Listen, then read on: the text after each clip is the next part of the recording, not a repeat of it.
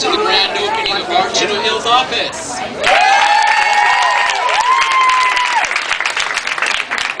My name is Paulo. I'm a fourth-year political science major at the University of California, Riverside. I would like to thank you for being here, for taking the time to come and share this moment with us. Thank you. You know, President James Garfield once said that the people are responsible for the content and the character of their Congress. If that body be ignorant, corrupt, and reckless, it is because the people tolerate ignorance, corruption, and recklessness. But if that body be pure, intelligent, if it be brave, then it is because the people demand those qualities from their elected officials in the national legislature.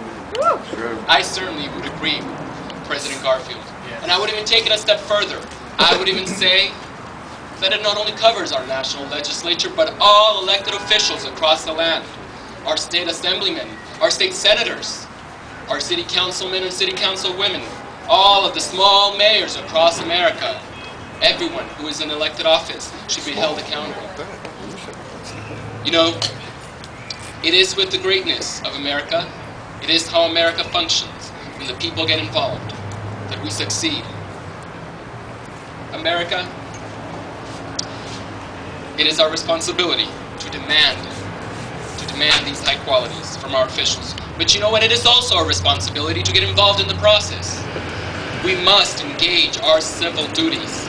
We must get involved. We must invest in candidates and causes that share our views. We must get involved. We must share our time. We must invest our money if you are blessed enough and fortunate enough to do so. But most importantly, invest our time and our dedication. We should support candidates like Senator McCain and Governor Palin. We must also at the same time support great causes like Yes on Proposition 8 that define and defends marriage between one man and one woman. We must fight for what we believe. We must fight and defend those values and morals we hold dear to our hearts.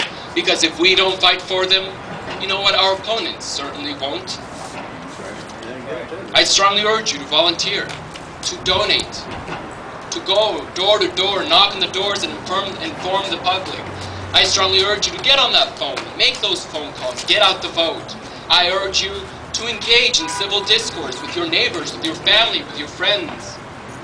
You know, we live in a great country, and we must never forget that the great engine of America is its people. This nation runs because we are the ones who rule. Not some bureaucrat in Washington, not some aristocrat or not some dictator who is at the head of the helm. It is we the people who rule this country.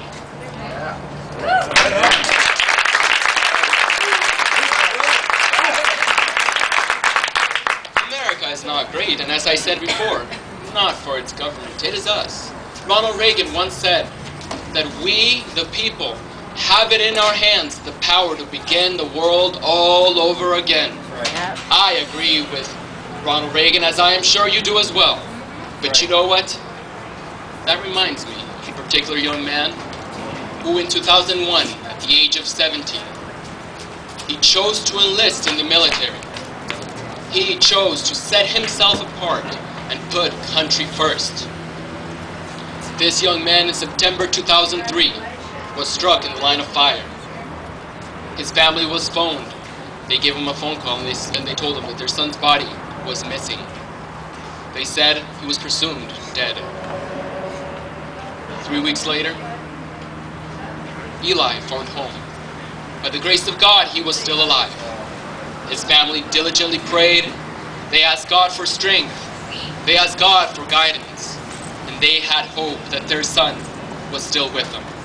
And as proof, he was. Eli, if you're out there, Eli and his wife Marie, I would appreciate for you to come here.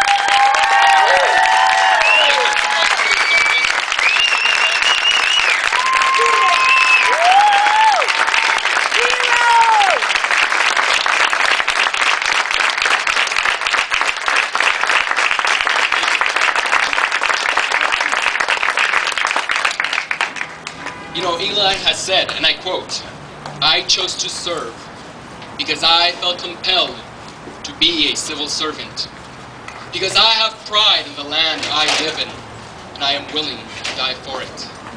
And if given the opportunity to do it again, I would in a heartbeat." Thank you very much. Thank you.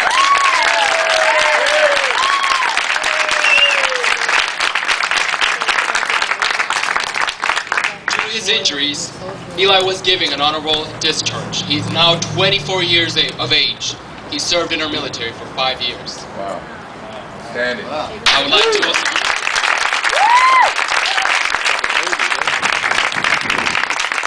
I would like to also take this opportunity to thank the troops, those who've come before us, those who fought for our liberty, who fought for democracy. And because of them it is that today we stand and we can gather together and cheer and eat food and be joyful. It is because of them, those who came before us, who passed that torch of freedom, who gave it to us. But you know what? It is now our responsibility to pass it on to the next generation.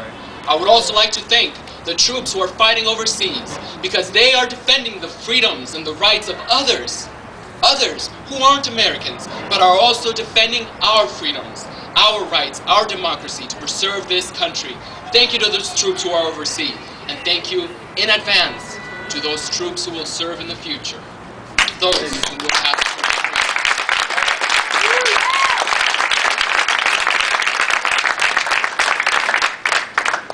I would like to end on a note. If you're at an airport, if you're at a train station, or a bus station, or the supermarket, and you see a man or a woman wearing the uniform, just go up to them. Please, go up to them and simply tell them, "Thank you. Because of you, I am free." And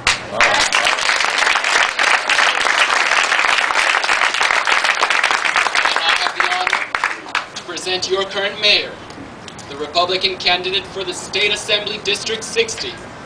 Please welcome your future Congressman, State Assemblyman, Kurt Hagman. Thank you.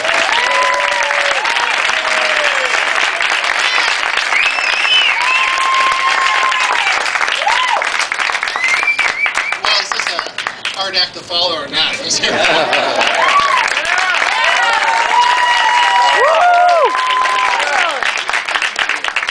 Every chance. We have a few electives here, but I want to thank you all for coming. And I've been to a few of these over the last couple months, and I have to admit, this is one of the better ones yet. I mean, the amount of people, this is a grassroots effort from day one, and we have Jackie to thank for that.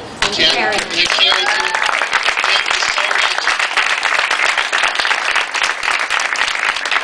A lot of times this is developed from a women's Republican group that starts off. They do this every 2-year cycle for the elections, so they know what they're doing. They started this on their own. They came to me for a little bit of help, and I gave very little, but they're doing all this on their own so far.